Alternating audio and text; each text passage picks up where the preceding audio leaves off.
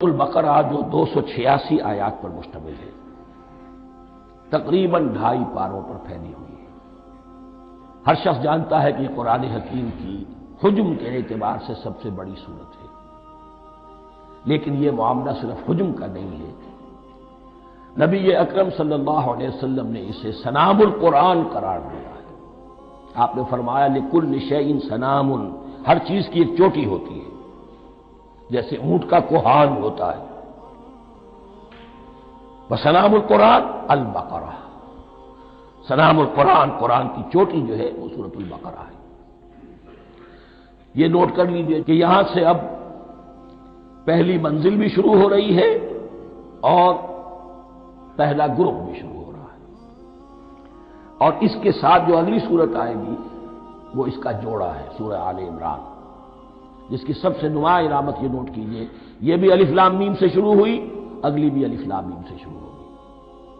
اس کے بعد 2 صورتیں مدنی اور ہیں، لیکن ان دونوں میں نہ حروف مقطعات ہیں نہ کوئی اور تمہیدی کلام ہے، براہ راست خطاب سورہ نساء میں یا ایھا الناس اور سورہ مائدہ میں یا ایھا الذین آمنوا، کوئی تمہیدی بات نہیں، کوئی حروف مقطعات نہیں، براہ راست خطاب۔ وہ ایک جوڑا ہے سورہ نساء اور سورہ مائدہ، اور یہ ایک جوڑا ہے سورہ بقرہ اور سورہ آل عمران۔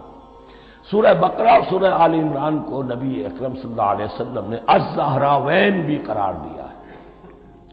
زہرا کہتے ہیں بڑی روشن چیز کو، یہ حضرت فاطمہ رضی اللہ تعالی عنہا کے نام کے ساتھ آتا ہے، فاطمۃ الزہراء، تو زہرا بہت روشن دمکتی ہوئی شے۔ الزہراوین، یہ 2 نہایت دمکتی ہوئی صورتیں ہیں جو قیامت کے دن 2 بدلیوں کی شکل میں ظاہر ہوں گی، حضور نے فرمایا، اور جو لوگ ان صورتوں سے محبت کرتے تھے ان پر سایہ کریں گے۔ اللہم ربنا اجعلنا منہم، ہمیں اللہ تعالیٰ ان میں شامل فرما دے۔ اس سورہ مبارکہ کو 2 حصوں میں تقسیم سمجھیے۔ ویسے تو یہ کہ رکوع آئیں گے، پارے بھی بدلیں گے اس میں، لیکن حصے 2 ہیں۔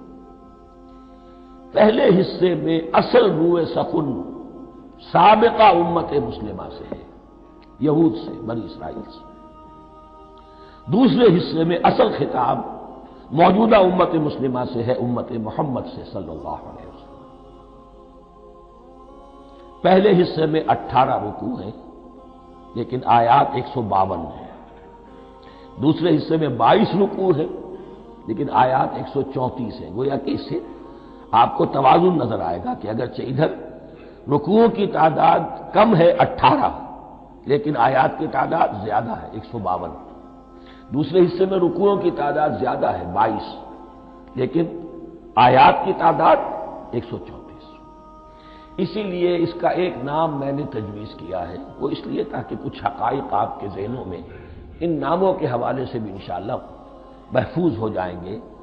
سورۃ الامتین، 2 امتوں کی صورت، اس لیے کہ تقریباً نصف اس کی ساری بحث جو ہے، مرکزی بحث، وہ سابقہ امت مسلمہ بنی اسرائیل، اور دوسرا نصف اس میں سارا خطاب وہ ہے موجودہ امت مسلمہ، یعنی امت محمد صلی اللہ علیہ وسلم۔ اس کا جو پہلے 18 رکوع ہیں یا پہلا حصہ ہے، اس کے اندر ڈویژن فردر ہوگی ورٹیکل، عمودی۔ پہلے 4 رکوع، پھر 10 رکوع، پھر 4 رکوع۔ لیکن جو 22 رکوع ہیں دوسرے حصے کے، دوسرے نصف کے، اس میں ڈویژن جو ہے جو ہاریزونٹل ہے، وہ افقی تقسیم ہے، عمودی نہیں، افقی۔ وہ میں بعد میں بیان کروں گا جب ہم وہاں پہنچ جائیں گے۔ ان کو پہلے سمجھ لیجئے کہ اس پہلے حصے کی جو تقسیم میں نے کی ہے، پہلے 4 رکوع، پھر 10 رکوع اور پھر 4 رکوع۔ پہلے 4 رکوع یوں سمجھیے کہ پورے قرآن مجید کے لیے اس کی حکمت اور فلسفے کا جو حصہ مکی قرآن میں بیان ہو چکا تھا اس کا خلاصہ ہے۔ جب یہ صورت نازل ہو رہی ہے تو یہ تو مدینہ میں حضور تشریف لا چکے ہیں، 12-13 سال جو ہے گزر چکے ہیں، اور ان 12-13 سالوں کے دوران 2/3 قرآن نازل ہو چکا ہے۔ اس میں جو بھی حکمت، فلسفہ اور بنیادی دعوت، یہ جو چیزیں مکی قرآن میں بیان ہوئی ان کا خلاصہ نچوڑ نکال کر یہاں 4 رکوعوں میں رکھ دیا گیا۔ اگرچہ ان میں بھی جب گہرائی میں آپ دیکھیں گے تو روح سخن جو ہے وہ بنی اسرائیل کی طرف ہے، وہ میں بعد میں عرض کروں گا، لیکن اضافی طور پر یہ سمجھ لیجئے کہ پورے مکی قرآن کے حکمت اور پیغام کا خلاصہ ان 4 رکوع میں۔ پھر 10 رکوع ہیں جن میں براہ راست خطاب ہے سابقہ امت مسلمہ، یا بنی اسرائیل۔ اس کے بھی 2 حصے ہیں۔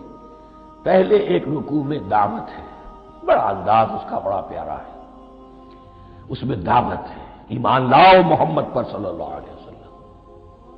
اور اس کے بعد 9 رکوع ہیں ملامت کے، ملامت، تنقید، تم نے یہ کیا اور یہ کیا اور یہ کیا، ہم نے یہ احسان کیے، یہ احسان کیے، یہ احسان کیے، تم نے یہ ناشکری کی، یہ ناشکری کی، یہ ناشکری کی۔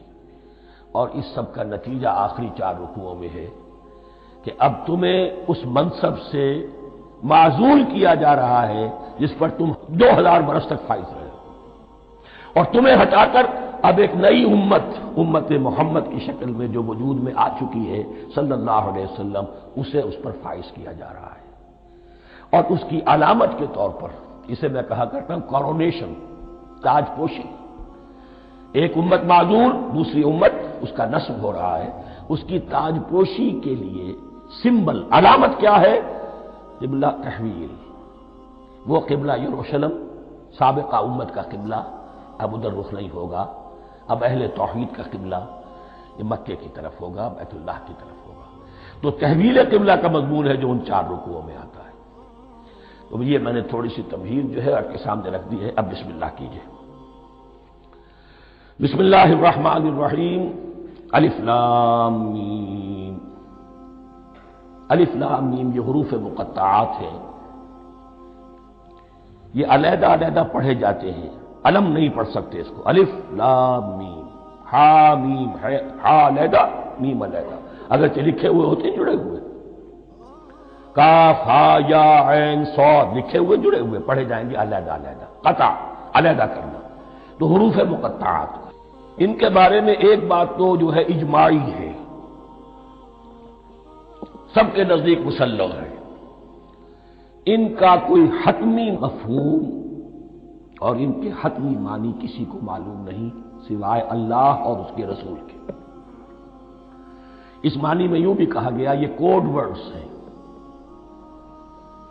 جیسے کہ کوئی میسیجز جو ہیں ادھر ادھر بھیجے جاتے ہیں، سیکرٹ میسیجز، تو کچھ کوڈ ورڈز ہوتے ہیں جس سے سمجھ میں آتا ہے کہ یہ بات واقعتاً صحیح سورس سے آ رہی ہے، واللہ عالم۔ لیکن اس کا کوئی مفہوم اور اس کے معنی جو ہیں وہ اتفاق اس پر ہے، اگرچہ بعض حضرات نے کچھ اپنی سی کوشش کی ہے، کچھ مفہوم جو ہے بنانے کی، وہ اپنی جگہ پر ہے، لیکن یہ کہ کسی حضرت عبداللہ ابن عباس رضی اللہ تعالی عنہما نے بعض ایسی کوششیں کی ہیں، لیکن ان کی رائے کو بھی ان کی ذاتی رائے سمجھا گیا ہے، امت نے اسے قبول نہیں کیا۔ اجماع اور کنسنسس اسی پر ہے کہ اس کے معنی اور مفہوم کسی کو معلوم نہیں سوائے اللہ اور اس کے رسول کے۔ البتہ بعض چیزیں ایسی ہیں کہ وہ اگر نوٹ کر لی جائیں تو شاید آئندہ ہے اس میں کچھ راز کھلنے کے امکانات پیدا ہو جائیں۔ دیکھیے عربی زبان کے جو الفابیٹس ہیں ان کی تعداد 29 ہے یا 28 ہے، میں بتا چکا ہوں۔ الف اور حمزہ کو ایک سمجھے تو 28 ورنہ 29۔ پہلی بات یہ نوٹ کیجئے قرآن حکیم کی 114 سورتوں میں سے 29 سورتوں میں ان کے شروع میں یہ حروف مقطعات آئے۔ دوسری بات یہ کہ اس میں 28 کا نصف کیجئے تو 14 استعمال ہوئے، 14 نہیں استعمال ہوئے، بالکل آدھی تعداد استعمال ہوئی ہے۔ تیسرے یہ کہ جو شروع اور آخر اور درمیان 3 حصوں میں تقسیم کر دیجئے آپ، 9 9 9 پلواڑی 27، ایک طرف 10 رہ جائیں گے۔ پہلے حصے میں سے بہت کم حروف لیے گئے، بہت کم۔ آخری حصے کے تقریباً تمام حروف ہیں، تقریباً۔ درمیانی حصہ وہ ہے کہ جس میں آپ نے دیکھا ہے کہ عربی میں جوڑوں کی شکل میں ہے، صاد ضاد، فرق کیا ہے نقطے کا، سین شین فرق کیا ہے نقطوں کا، را زا فرق کیا ہے نقطے کا۔ تو جو بھی نقطے والا لفظ ہے وہ نہیں لیا گیا، اور جو بغیر نقطے کے غیر منقوط ہے وہ لیا گیا۔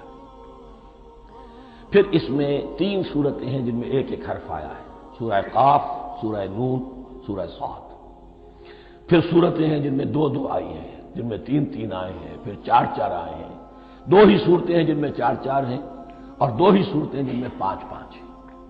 تو یہ ہے صرف یوں سمجھیے کہ اعداد و شمار۔ اس کے حوالے سے کچھ آدمی غور کرے تو شاید کوئی بات نکلے۔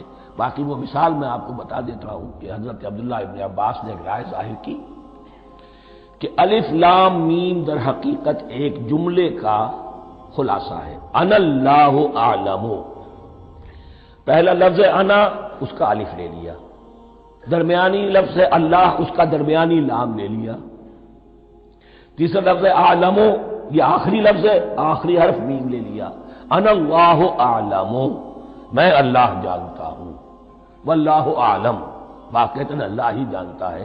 یہ حضرت عبداللہ ابن عباس کی رائے ہے، لیکن اگرچہ انہیں حبر الامت مانا گیا ہے، لیکن یہ کہ ان کی اس رائے کو بھی اکثر و بیشتر مفسرین نے قبول نہیں کیا۔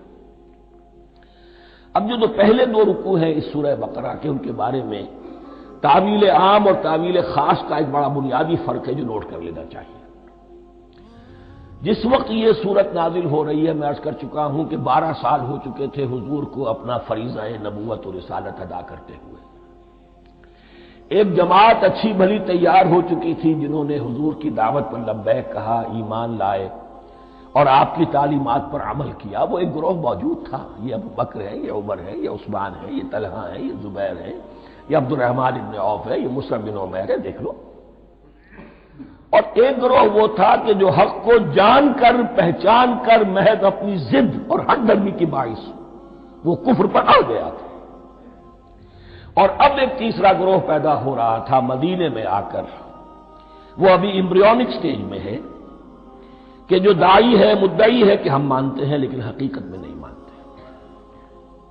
یہ 3 قسم کے گروہ دنیا میں ہمیشہ پائے جائیں گے، ہمیشہ۔